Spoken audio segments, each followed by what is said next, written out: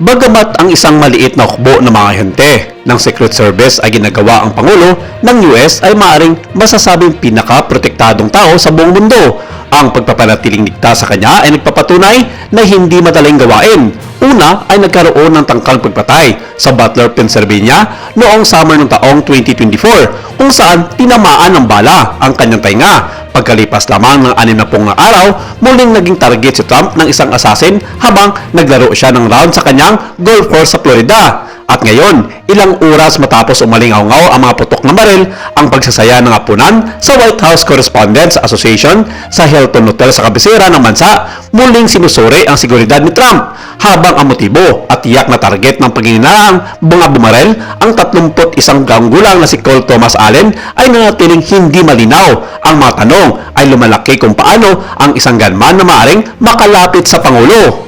Kabilang sa mga ito ang antas ng screening sa hotel na nag-host ng ilan sa mga pinaka-high profile na politiko, mga diplomat at mamamayag ng Washington. Sinabi ni Gary O'Donoghue, ang BBC's Chief North American Correspondent, na nasapo ng iyon habang ang mga kalsada ay sarado sa paligid ng Washington Hilton Hotel ng ilang oras. Ang seguridad sa mismong binyo ay hindi partikular na mabigat, sa makatuwid masyadong maluwag, at marami ang naghinala na isa na ito sa mga hakbang na ginagawa ng Iran para patumbahin ang Pangulo ng Amerika. Sa mga balita mula sa ilang mga military analyst, sinabi ng mga ito na pinapagana na ng mga Iran ang lahat ng mga resources nito sa pagdalaan ng malaking pera upang magbayad sa mga taong gustong patumbahin ang isa sa pinaka-makapangyarihang tao sa buong mundo.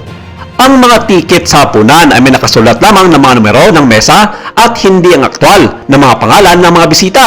Ang pagkakilanlan ay hindi sinusuri sa anumang punto para sa mga pumapasok sa hotel.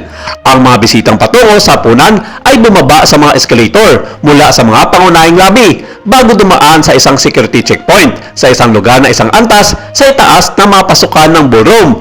Nang magsimula na ang hapunan, bumaba sila ng hagdan para pumasok. Dagdag pa rito, sinabi ng ilang mga defense expert na ilan sa mga tauhan sa loob ng White House ay may koneksyon na dimano sa bansang Iran na nakakatanggap ng malaking bayad mula dito para tiktikan ang mga galaw ni US President Donald Trump. Makikita sa CCTV na ipinost ni Trump sa social media ang pagsingil ng suspects sa pamamagitan ng isa sa mga checkpoint na ito bago paputukan ng mga ahente ng Secret Service.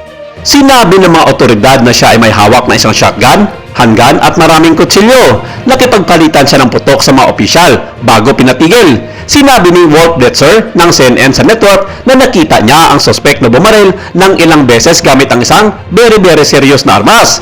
Kalaunan ay nagpost ang presidente ng larawan ng isang lalaking walang t-shirt sa sahig na nakacuff ang mga kamay sa likod niya kasama ang mga opisyal ng Secret Service na nakatayo sa paligid niya. Sinabi ni Acting US Attorney General Todd Blanche sa NBC News na tila tinatarget niya ang mga opisyal ng administrasyon, malamang kasama dito ang Pangulo. At malamang isa rin ito sa mga bayarang Amerikano na tumatanggap ng malaking halaga mula sa gobyerno ng Iran para itumba ang pinuno ng Estados Unidos. Sinabi ng pulisya na si Cole Thomas Allen ay isang panauhin sa Washington Hilton na nagpatuloy sa pagpapatakbo bilang isang hotel sa kabila ng pagkakaroon ng ilan sa mga pinakamakapangyarihang tao sa mundo sa parehong gusali. Ang hotel ay sarado sa mga pampublikong oras bago magsimula ang kaganapan noong Sabado na may access na limitado sa mga bisita ng hotel at sa may mga tiket sa hapunan o sa mga reception na gaganapin sa venue. Nang makaupo na si Trump sa mismong ballroom, nagkaroon ng malaking presensya ng seguridad, kabilang ang mga armadong koponan ng counter-assault na nagtatrabaho upang masecure ang silid ilang sandali matapos ang mga barilan sa labas.